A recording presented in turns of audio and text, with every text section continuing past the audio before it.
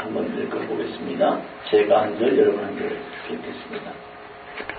하나님이 이 모든 말씀으로 일러 가라사대. 한번 읽어주시고 합니다. 2절입니다. 나는 너를 애굽 땅 중 되었던 집에서 인도하는 너의 하나님 여호와로. 너는 나 외에는 다른 신들을 내게 있게 말지니라. 너를 위하여 새긴 우상을 만들지 말고 또 위로 하늘에 있는 것이나 아래로 땅에 있는 것이나 땅 아래 물속에 있는 것에 아무 형상이지 만들지 말며 그것들에게 절하지 말며 그것들을 숨기지 말라. 나 여호와 너의 하나님은 질투하는 하나님인즉 나를 미워하는 자의 죄를 갚되 아비로부터 아들에게로 3, 4대까지 이르게 하거니와 나를 사랑하고 내 계명을 지키는 자에게는 1000대까지 은혜를 베푸느니라. 아멘. 우리 기독교의 성경 말씀이 다 중요하지만 이제 산맥과 같아 그렇게 중요하다 그렇게 할 수 있는 말씀은 구약의 십계명입니다. 그리고 신약에는 제 생각에 주기도문입니다. 그리고 성경 이후의 시대는 제가 생각하기에 사도신경입니다. 그래서 많은 교회들이 십계명, 사도신경 그리고 주기도문은 외우고 낭송을 하지 않습니까? 그렇죠? 그 정도로 중요하다. 우리 지난 몇 주 동안에 주기도문을 살펴봤습니다. 이제 몇 주 동안에는 십계명을 여러분하고 말씀을 나누기를 원합니다.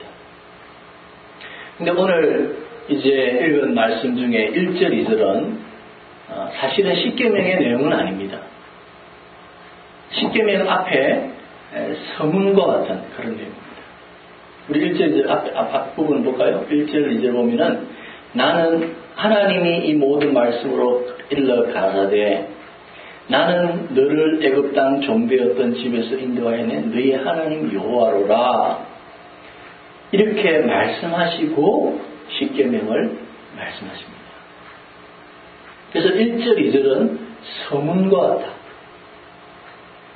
이 서문은 십계명 전체가 무엇을 의미하며 십계명의 그 기초가 누구이며 누가 누구에게 주며 이런 기본적이면서 중요한 내용이 담겨 있습니다.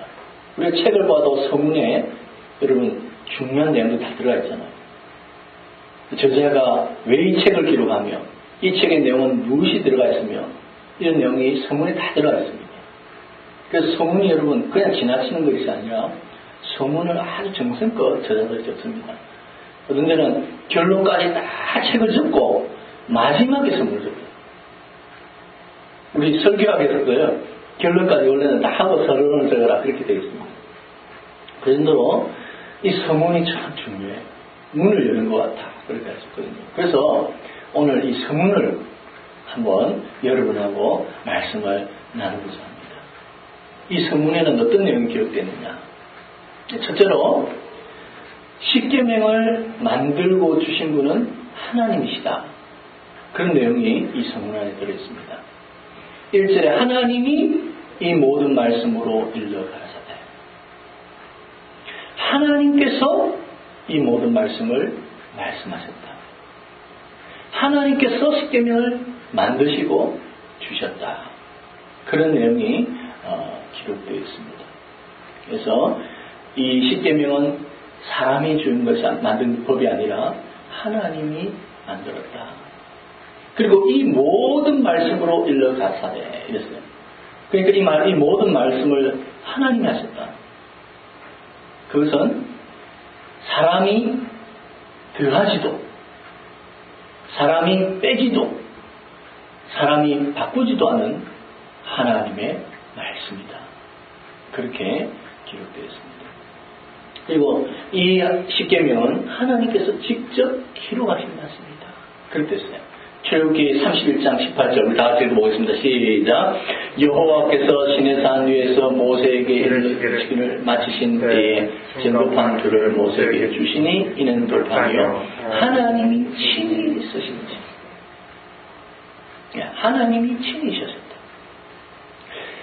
옛날에는요 편지를 적거나 이렇게 할 때 높은 사람이 말을 하면 그 대필자가 대신 적었어요. 그 전문 적는 사람들이 있거든요. 신약 성경도 대부분이 그랬어요. 사실은 예? 사도 바울이 눈이 별로 좋지 않으시고 이렇게 하니까 말씀하시면 다른 사람이 이렇게 대피를 했습니다. 그대로 그대로. 그분들은 전문가들이죠.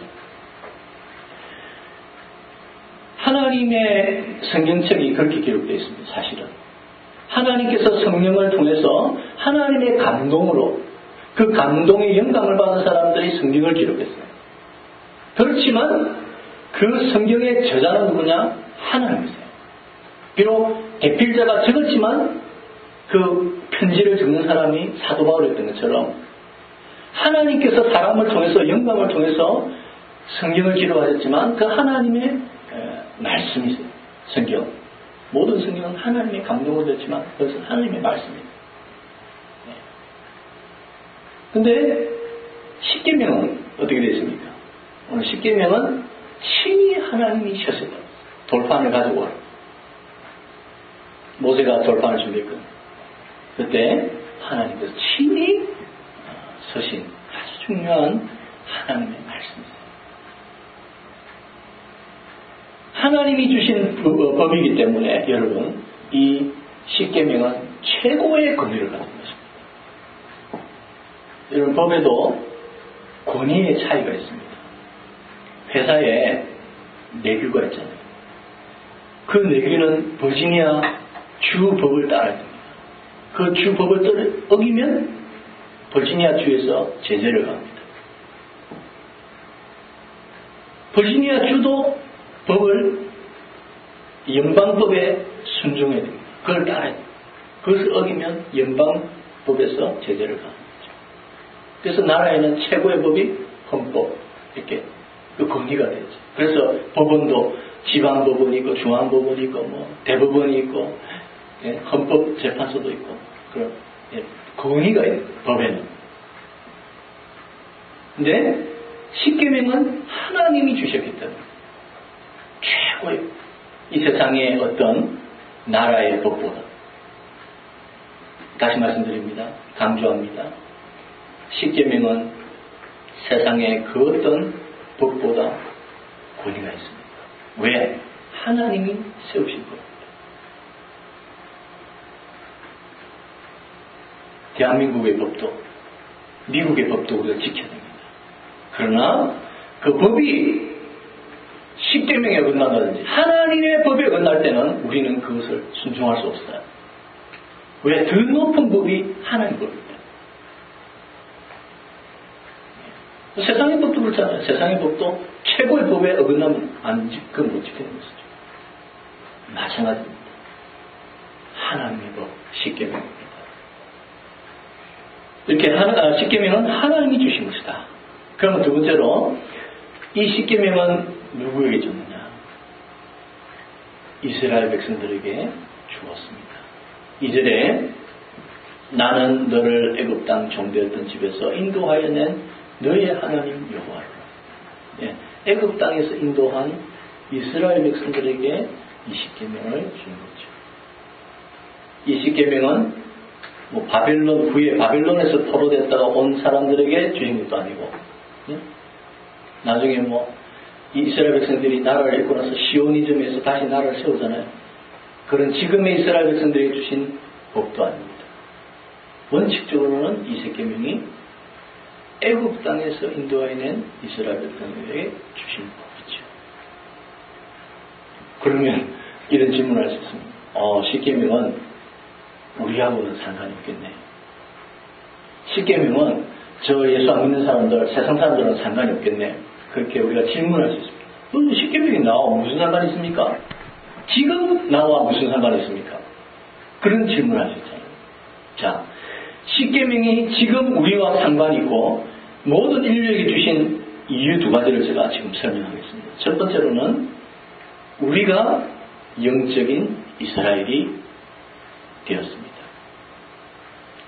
성경은 말하기를 우리 예수 그리스도를 믿는 우리야말로 진정한 이스라엘이다. 그렇게 말씀했습니다. 자, 읽어보겠습니다. 로마서 9장 6절 성경을 좀 많이 읽겠습니다. 다 같이 읽겠습니다. 시작. 또한 하나님의 말씀이 폐하여진 것 같이 않도다.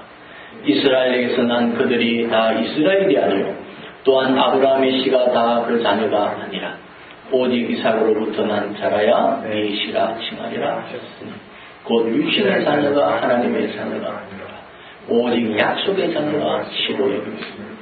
하나님의 말씀이 폐하여진 것 같지 않다. 하나님의 말씀이 옛날 그것으로 끝난 것 같지 않다. 왜? 지금 우리에게 주어집니다. 우리가 이스라엘. 영적인 이스라엘이 진정한 이스라엘이다. 그 다음 말씀 한번 볼까요? 로마서 2장 28절 29절 시작. 대저 표면적 유대인이 아니요 표면적 육신의 할례가 아니라 오직 이면적 유대인이며 할례는 마음의 할지니 실력에 있고 의문에 있지 않아. 할례는 육신에게 하는 게 아니라 진정한 할례는 마음에 하는 것이다. 표면적 육신적 유대인이 아니요 내면의 유대인이 진정한 유대인이다. 그렇게 성경이 기록되어 있습니다. 그래서 우리는 영적인 이스라엘이다. 갈라디아서 3장 7절 19절 7절 다 읽겠습니다. 시작. 그런즉 믿음으로 말미암은 자들은 아브라함의 아들인 줄 알지어다. 그러므로 믿음으로 말미암은 자는 믿음이 있는 아브라함과 함께 복을 받느니라. 너희가 그리스도께 속한 자면 곧 아브라함의 자손이 약속대로 유업을 이스라엘 백성들은 자신들이 아브라함의 씨다. 아브라함의 자손이다. 선택받은 민족이라고 생각합니다. 그러나 성경은 말하기를 예수 그리스도 안에서 믿음으로 아브라함의 그 약속 안에서 아브라함의 자손이 우리가 되었다. 우리가 진정한 아브라함의 자손이다. 그렇기 때문에 이 이스라엘에게 주신 이 말씀 그대로 영적인 이스라엘인 우리에게 적용이 됩니다. 그러나 조금 틀린 부분이 있죠.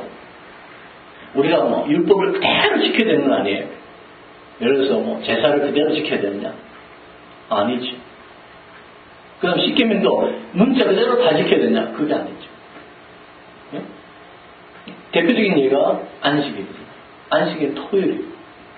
근데 예수 그리스도께서 십자가에 죽으시고 부활하심으로 새 언약, 자신의 피로 새 언약을 세우시고 예수님이 부활하신 그 주일날 우리가 안식일로 지키게 되죠. 그거는 지금 우리가 한 게 아니라 초대교회 때 사도행전을 보면 초대교회 때부터 안식구 첫날에 모여서 떡을 떼고 성찬식을 하고 예배를 드리는 것이 성경에 기록되어 있습니다.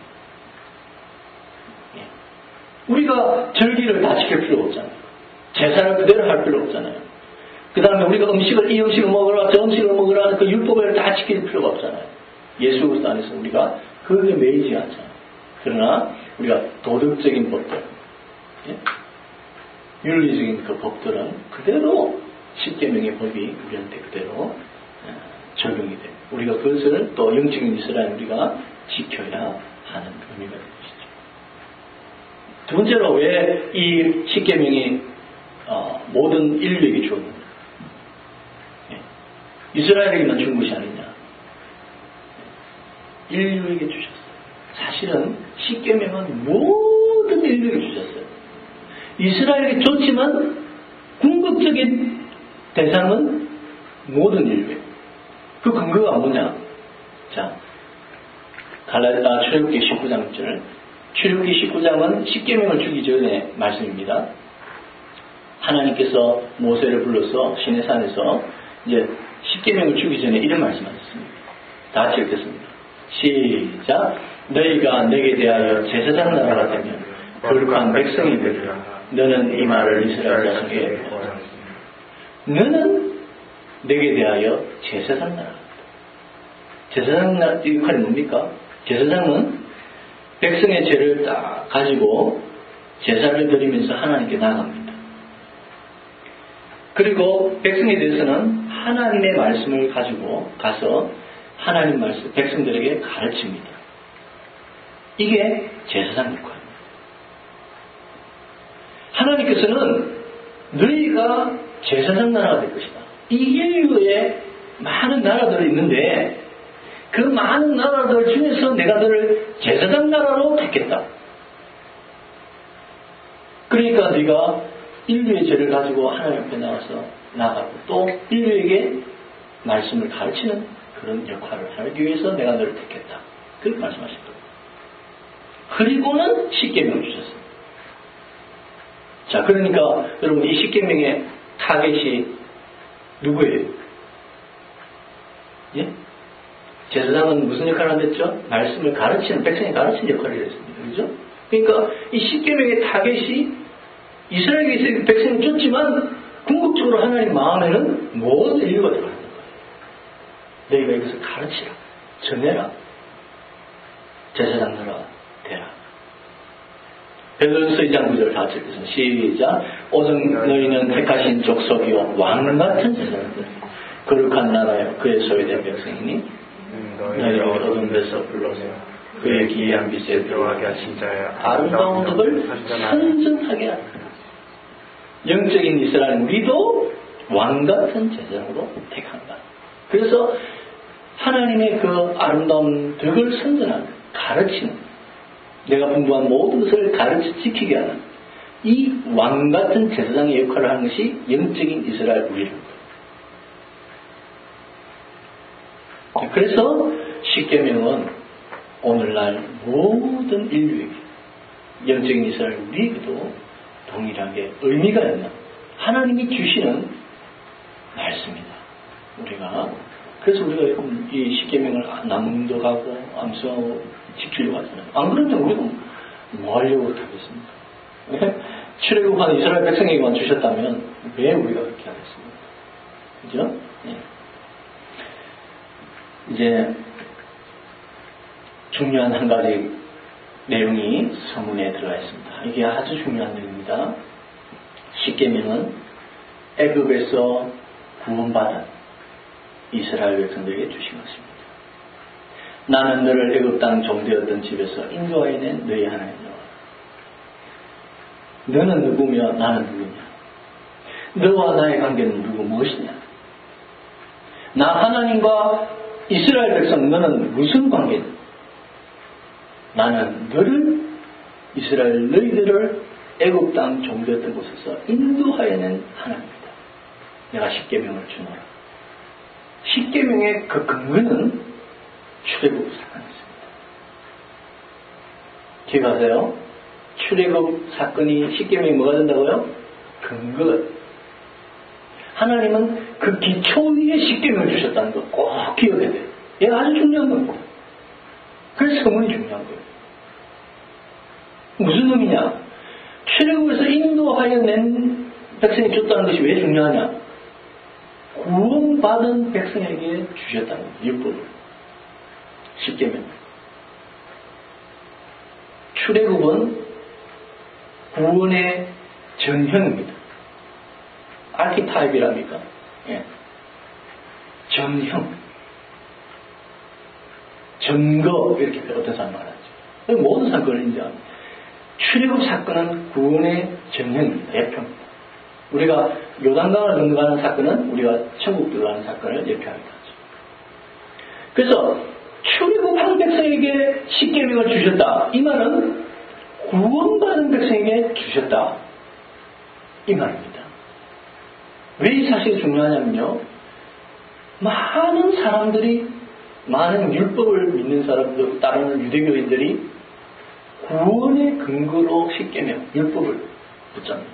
따르려고 합니다. 율법을 통해서 구원받으려고 해요. 율법을 지켜서 의로워지려고 해요. 굉장한 차이입니다. 엄청난 차이입니다.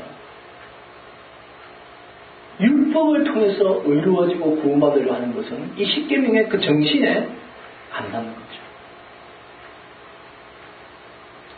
여러분, 우리 초대교회에 보면 이 문제가 아주 심각한 문제가 되어 있었어요. 사실은 사도행전에 한번 읽어보십시오. 사도행전을 보면 사도행전에 중요한 주제가 있죠. 성령의 역사, 교회의 처음 시작, 여러 가지 주제가 있습니다. 예? 그런데 저는 그렇거든요. 사도행전의 중요한 주제가 뭐냐면 우리 기독교가 뭐냐는 아이덴티티, 정체성을 형성하는 과정이 사도행전에 기록됐어요. 복음이 뭐냐? 그게 초대교회 때 정립은 안 됐어요. 그 복음을 정립해가는 과정이 사도행전에 기록되어 있어요. 이게 사도행전이 큰 주제입니다, 여러분. 한 그런 관점에서 읽어보세요. 왜 그러냐면요, 예수님의 제자들이 다 유대인들이었어요. 그래서 그 예수님의 제자들이 복음을 다 이해를 못했어요. 예수님이 내 나라가 임할 것이다니까 정치적인 나라가 임할 거라 생각하고 내를 뭐 오른편, 왼편에 자리에 앉혀주십시오. 정치적으로 뭐 우의정, 정의정 자리에 앉은 이런 식이었어요. 제자들이요. 십자가의 의미를 다 이해를 못했어요. 복음을 이해를 못했어요.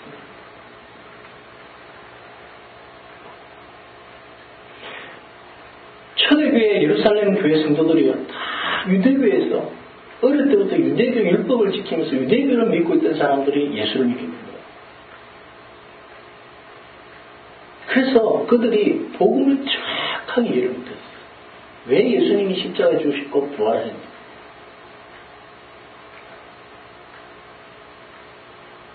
그들이 예수님을 믿기만 하면 구원받는다 생각하지 못했어요. 예수를 믿어도 율법을 지켜야 된다.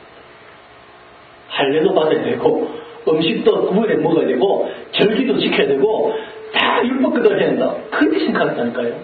초대교회에 처음 예수 믿은 분들이.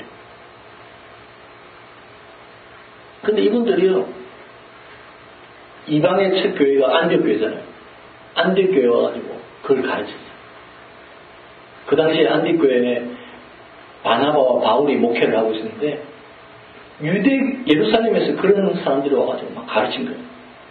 너희들이 예수만 믿으면 구원받는 게 아니라 율법을 다 지켜야 된다. 할례를 받아야 된다. 그러니까 갑자기 이 안디옥 교회에 막 논쟁이 벌어졌어요. 그 구절을 봅시다. 15장 1, 2절에 나와있잖아요. 어떤 사람들이 유대로부터 내려와서 형제들을 가르치되 너희가 모세의 법대로 할례를 받지 않으면 너희 구원을 얻지 못하리라. 율법을 지키지 않으면 구원 못 받는다는 거예요. 예수만 믿어가 구원 못 받는다는 거예요. 바울과 바나바와 저희 사이에 적지 않은 다툼이 일어났어요. 변론이에요. 격렬한 다툼. 변론이라는 거. 그 끝이 안 나는 거예요. 변론이. 그래서 어떻게 안디옥에서 교회가 결정했냐면 바나바와 바울을 예루살렘 교회로 보내자. 사도들이 있는. 그래서 바나바와 바울이 이제 예루살렘 교회로 갑니다. 그래서 우리 기독교 최초의 총회 회의가 열립니다. 예루살렘 교회. 거기서도 보면요. 그 뒤에 구절을 보면 또 논쟁이 일어났어요. 예루살렘 교회에서. 심한 논쟁이 일어났어요. 정말 율법을 지켜야 되냐, 할례를 지켜야 되냐, 구원받느냐. 근데 여기서 중요한 역할을 하신 분들이 누구냐면 베드로와 야고보입니다. 그 당시에 예수님 제자 중에서도 제일 중요한 역할을 하고 계신 분이 베드로와 야고보였는데 그 두 분이 일어서서 고넬료 사건 뭐 이런 걸 이야기하면서 하나님이 이방인들에게도 믿음으로 구원받는 은혜를 주셨다. 지시를 했습니다. 그리고는 예루살렘 총회에서 결론을 냈습니다. 결정을 했습니다. 이방인들에게 다른 율법을 짐지우지 않고 예수만 믿으면 구원받는 것. 그 도덕적인 율법 그것을 지키는 것 외에는 짐을 아무 이방인들이 지우지 않기로 하고 결정을 하고 편지를 적습니다. 편지를 적어서 그 다음에 유다라는 사람과 실라라는 사람을 그 편지와 함께 보냅니다. 그래서 온 이방인 교회 다니면서 자 우리 예루살렘에서는 이렇게 결정했습니다. 더 이상 유대인들이 와가지고 예루살렘에서 와가지고 할례 받아야 구원받아요, 율법 지켜야 구원받아요 이런 말 못하게 편지를 적어요. 그리고 사람들도 보내요. 여러분 이렇게 결정을 했지만 그렇게 결정했지만 그래도 유대교에서 예수를 믿게 된 사람들은 그 율법을 버리지 못했어요. 버리지 못했어요. 끝까지 버리지 못했어요. 나중에 사도 바울이 예루살렘으로 가잖아요. 요한 사도행전 22장. 예루살렘에 갔을 때 여러분 뭐라고 되어 있습니까? 사도 바울이 이렇게 갔을 때 사도들이 이렇게 말했어요. 저희가 듣고 하나님께 영광을 돌리고 바울들을 이르되 형제여 그대도 보는 바에 유대인 중에 믿는 자 수만 명이 있으니 유대인 중에 예수를 믿는 사람 수만 명이 있다는 거예요. 근데 그 사람들이 다 무엇에 열심히 있는 자라? 예? 뭐에 열심히 있다고요? 율법에 열심히 있는 거예요. 예수 안 믿는 사람 아니에요. 예수 믿는 사람들이에요. 근데 율법에 열심히 있었어요. 네가 이방에 다니면서 유대인들을 가르치는데 모세를 배반하고 모세 율법을 안 지켜야 된다 하고 할례를 하지 말라 하고 예? 규례를 지키지 말라 하고 가르쳤다고 네가 그렇게 들었다. 이 소식이 들었는데 네가 왔다는 소식이 지금 들렸으니 이 어찌할꼬 사도들이 고민하는 거지. 유대인 예수 믿는 사람들이 바울을 가만히 보려고 했다.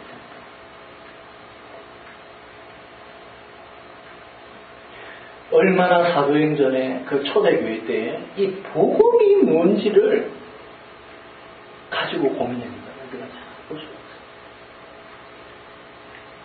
여러분 바울 서신이 성경에 많이 기록됐잖아요. 바울 서신의 그 중요한 주제들이 뭡니까 여러분? 복음과 율법 관계입니다. 율법과 복음 관계. 그걸 사도 이 서신에 신약 서신인데 얼마나 그게 주제가 맞아요. 주제가 뭡니까? 우리가 율법으로는 구원받을 수 없다. 인간의 행위로는 구원받을 수 없다. 인간의 공로로는 의로워질 수 없다. 오직 예수 그리스도의 그 피. 왜 예수님이 십자가에 죽으셨냐? 만약에 인간의 의로, 인간의 공로로 구원받는다면 예수님이 왜 죽어야 했느냐? 예수님이 왜 십자가에서 다 이루었다고 피를 흘려야 되느냐? 왜 부활해야 되느냐? 인간의 율법으로 의롭게 된다면 십자가의 의미가 뭐냐? 은혜는 어디 있느냐? 저기 믿음은 어디 있느냐? 인간의 의로, 인간의 행위로 의로워진다면 은혜란 말이 무슨 의미가 있냐? 인간이 자기가 잘나서 하는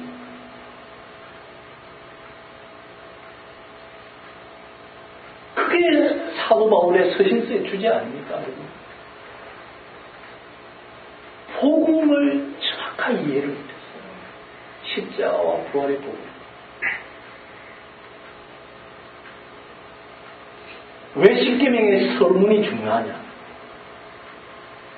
나는 너를 애굽 땅에서 인도하여 낸 여호와로라. 이 율법을 지키라.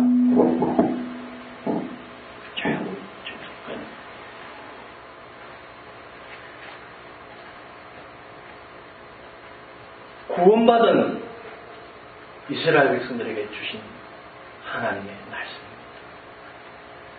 구원받은 하나님의 백성들이 어떻게 살아야 될지를 말씀하신 거죠. 이것을 지켜야 구원받는다라고 말씀하신 게 아니에요. 이것을 지켜야 의롭게 된다는 거 아니에요. 율법에 주신 목적은 오히려 죄인임을 깨닫게 하고, 우리가 전에 살펴봤죠. 우리에게 구원자가 필요한 것을 고백하고 구원자이신 예수님 앞에 나아가게 하는 몽학선생, 예수님께로 인도하는 몽학선생의 역할을 하는 것이 율법입니다. 절대 구원의 근거가 될 수가 없다는 것입니다. 그래서 이 성문이 중요한 거예요. 그러면 예수 믿는 사람 율법으로 구원 못 받으니까 마음대로 사느냐? 그게 아니에요. 제가 이런 일이 있었습니다. 전에 하도 오래돼가 지금 기억이 정확하게 분명히 그런 설문조사를 제가 들은 적이 있습니다. 방송을 통해서 몇몇 대학에 가가지고 이제 성에 대한 설문조사를 했어요. 그래서 뭐 혼전 성관계라든지 뭐 이런 여러 가지 성문제를 가지고 대학생들에게 질문한 거예요. 근데 어떤 결과가 나왔냐면은, 거기는 뭐 좋게 표현했죠. 어떻게 표현했냐면은, 아무 종교가 없는 사람들이 아주 성문제에 대해서 생각이 자유롭고 열려있다. 우리를 표현하면 물란하다. 나쁘게 표현하면 물란하다. 좋게 표현하면 열려있다. 예. 그 다음에 불교 신자들이 열려있는 거예요. 우리 나쁘게 표현하면 물란한 거예요. 그 다음이 천주교 신자들이 그런 데가 열려있어요. 근데 기독교인 대학생들이 제일 복수적이다. 그런 데서 새롭게 가다. 그렇게 결과가 나왔어요. 전 그 설문조사를 아주 중요한 설문조사라고 생각했어요. 왜 그러냐? 저 사실은 아이러니한 결과거든요. 기독교야말로 최고 자유로운 종교예요, 사실은. 예수 믿으면 구원받는다. 율법 아무것도 지켜도 필요 없다. 다 우리 구원받는다, 은혜로. 얼마나 자유롭습니까, 여러분? 예? 천주교는 예수 믿고 거기에다가 선행을 해야 된다. 이게 천주교잖아요. 불교도 인과응보, 행위에 의해서 결과가 나온다. 철저히 행위의 종교거든요. 정말 기독교야말로 자유로운 종교고 정말 자유방림할 수 있는 종교 아닙니까? 예? 예수 믿으면 구원받는다. 근데 왜 기독교인들이 그렇게 보수적이고 그렇게 엄격하게 자기의 도덕적인 그 기준을 정해서 살아가려고 하느냐? 왜 그러냐? 아주 거꾸로인 것 같아 보이지 않습니까, 여러분? 저는 그래서 그 설문조사 중요하다고 생각해요.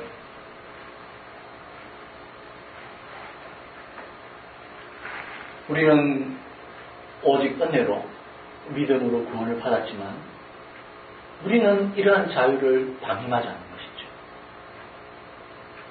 갈라디아서 5장 3절 다 같이 읽겠습니다. 시작. 형제들아 너희가 자유를 위하여 부르심을 입었으나 그러나 그 자유로 육체의 기회를 삼지 말고 오직 사랑으로 서로 돕는 너희가 자유를 위해서 부름을 받았다. 너희는 자유해졌다. 그러나 그 자유를 마음대로 하는 것이 아니라 종로 사랑. 사도 바울은 이렇게 말했습니다. 나의 나된 것은 하나님과 은혜다. 그 은혜가 헛되지 않았지. 내가 그 누구보다도 헌신하고 수고했다. 골로새서 15장.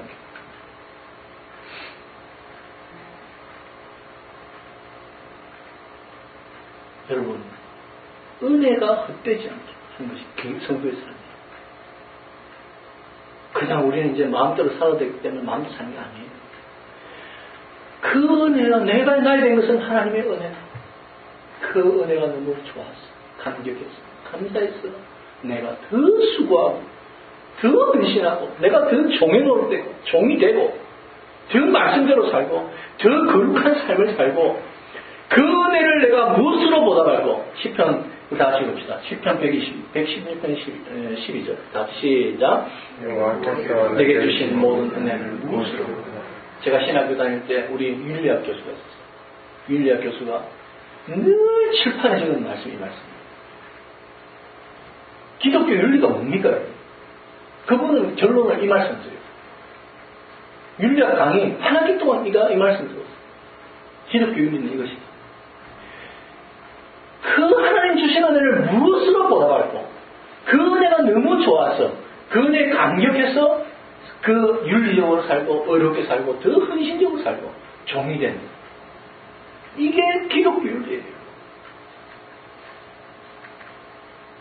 이 율법을 지키지 않으면 죽는다, 지옥 간다, 벌 받는다. 그게 아니에요.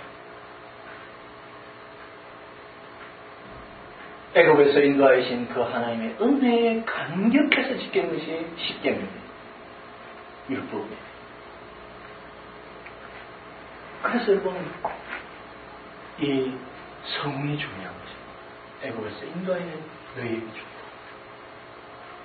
말씀 믿겠습니다. 사랑하는 성도들, 우리가 하나님 말씀을 지키고 사는 것은 억지로 할 수 없어서 건강해요. 그 예수님의 그 십자가의 은혜, 나를 위해 죽으시고 부활하신 예수님의 그 사랑, 그것에 감격해서 그 말씀으로 살고자 하는 것이 우리 성도들의 삶입니다. 부디 이러한 삶을 사시는 복된 우리 성도들 되시기를 주님 이름으로 축원합니다. 우리 다 같이 잠시 한번 기도하고 파송문제를 보겠습니다. 하나님 아버지 감사합니다. 이 시간에 십계명의 서문을 생각하면서 왜 우리가 하나님 말씀대로 살아야 되며 율법을 지켜야 되며 십계명을 지키며 살아야 되는지 그 이유를 생각했습니다.